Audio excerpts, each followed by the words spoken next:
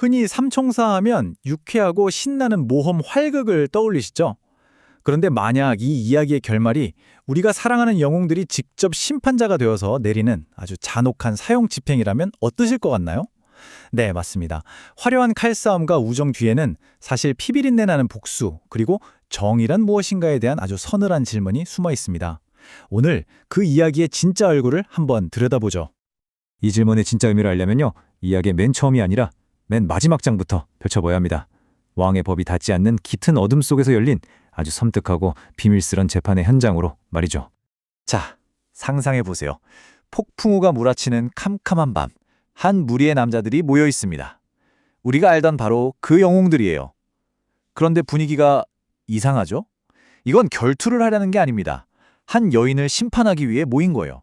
그리고 울려 퍼지는 한마디. 신과 인간의 이름으로 나는 이 여자를 고발한다. 와, 대체 무슨 일이 벌어지고 있는 걸까요? 재판이 열리는 장소는 인적이 완전히 끊긴 강둑입니다. 여긴 국가의 법이 아니라 오직 그들만의 규칙이 지배하는 공간인 거죠. 고발인들이 어느새 스스로 배심원이자 재판관이 되어 있습니다. 흔들리는 등불 아래 비친 그들의 얼굴은 정말 비장하기 짝이 없고요.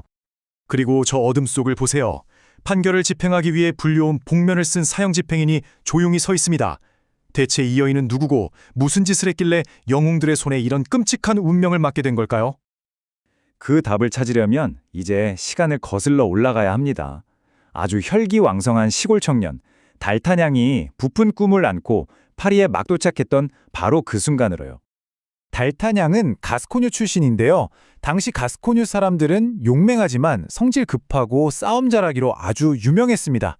총사가 되겠다는 야망에 끓어오르는 용기, 뭐랄까 약간의 허세까지 딱 17세기 파리가 주목할 만한 그런 청년이었죠. 그런데 야심찬 그의 파리 첫날은 계획과는 아주 완전히 딴판으로 흘러갑니다. 총사대장에게 잘 보여서 총사가 되겠다는 계획은커녕 어설픈 실수 몇 번으로 파리 최고의 총사 3명, 바로 아토스, 포르토스, 아라미스와 전부 결투 약속을 잡아버리는 대형 사고를 치고 말죠. 그것도 같은 날이에요.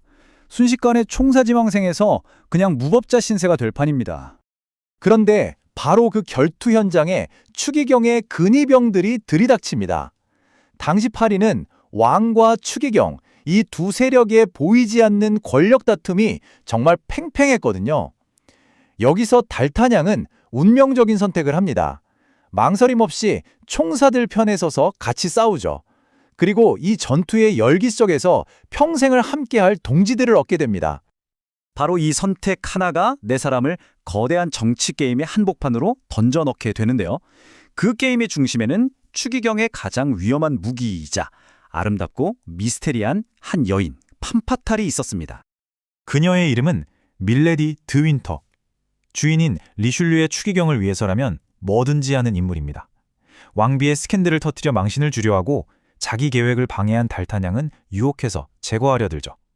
그리고 최종 목표는 영국과 프랑스 간의 전면전을 일으키기 위해 버킹엄 공작을 암살하는 것.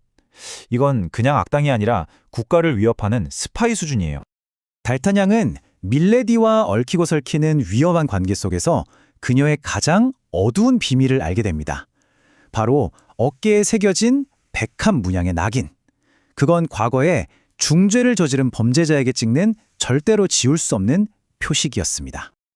그리고 마침내 총사들은 밀레디의 마지막 계획, 바로 버킹엄 공작 암살 음모를 엿듣게 됩니다.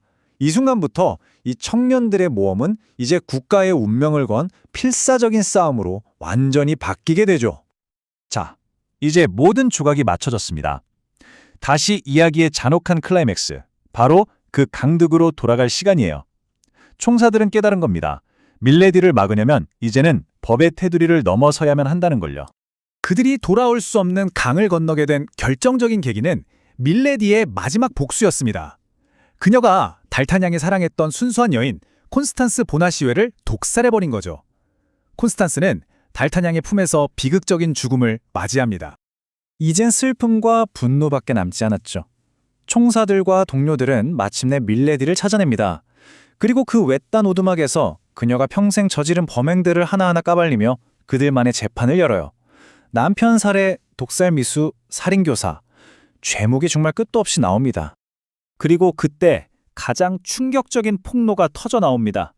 늘 과묵했던 아토스의 입에서 말이죠. 밀레디가 바로 과거에 자신의 가문을 더럽혀서 직접 낙인을 찍고 죽게 내버려뒀던 바로 그 자신의 아내였다는 겁니다. 수많은 증언으로 그녀의 죄가 명백해지자 판결은 만장일치로 내려집니다. 사형. 그리고 그들은 한치의 망설임도 없이 그녀를 복면의 처형인에게 넘겨버리죠. 자, 여기서부터가 진짜 질문입니다. 작가 뒤만은 대체 왜 우리가 그토록 사랑하는 영웅들이 어떻게 보면 사적인 복수처럼 보이는 정의를 직접 집행하는 이렇게나 어둡고 논쟁적인 결말을 쓴 걸까요? 이걸 이해하려면 당시 시대를 알아야 해요. 17세기 프랑스는 아직 귀족의 명예나 결투가 법보다 더 중요하게 여겨지던 때였습니다. 특히 추기경이 개인 군대까지 거느리면서 왕권을 위협했으니까요. 이런 세상에서 공식적인 사법 시스템이라는 건 그냥 권력자의 도구일 뿐 진짜 정의를 보장해주지 못했죠. 소설은 바로 이 지점을 파고드는 겁니다. 제도가 썩었을 때 진짜 정의는 어디서 찾을 수 있는가? 바로 개인의 명예와 동료에 대한 절대적인 충성뿐이라는 거죠. 바로 이 대목에서 그 유명한 구호 모두는 하나를 위해, 하나는 모두를 위해가 그냥 멋진 말이 아니게 됩니다. 이건 부서진 세상 속에서 서로를 지키기 위한 생존의 맹세고요. 국가의 법이 지켜주지 못하는 영역에서 그들의 행동을 정당화하는 유일한 도덕적 나침반이었던 겁니다. 근데 진짜 흥미로운 건 이 모든 일이 끝난 뒤에 벌어져요. 최대의 적이었던 리슐리의 추기경이 달타냥을 처벌하기는커녕 오히려 그에게 중위 임명장을 줍니다. 이게 뭘 의미할까요? 추기경은 국가를 위해 밀레드 같은 인물을 이용했지만 그녀가 선을 넘자 공식적으로 처리할 방법이 없었던 겁니다. 결국 총사들이 자신들만의 방식으로 더러운 일을 대신 처리해준 셈이죠. 그들의 사적 정의를 국가의 이익을 위해 암묵적으로 승인해준 거나 마찬가지예요. 결국 삼총사는 우리에게 시대를 초월하는 아주 묵직한 질문 하나를 던집니다. 법과 제도가 정의를 지켜주지 못할 때 개인은 어디까지 행동할 수 있을까요? 그리고 그렇게 쟁취한 정의의 대가는 과연 무엇일까요? 유쾌한 모험담 속에 숨겨진 이 어두운 질문에 대해 여러분은 어떻게 생각하시나요? 시청해주셔서 감사합니다. 구독과 좋아요 부탁드리고 다음 영상에서 만나요.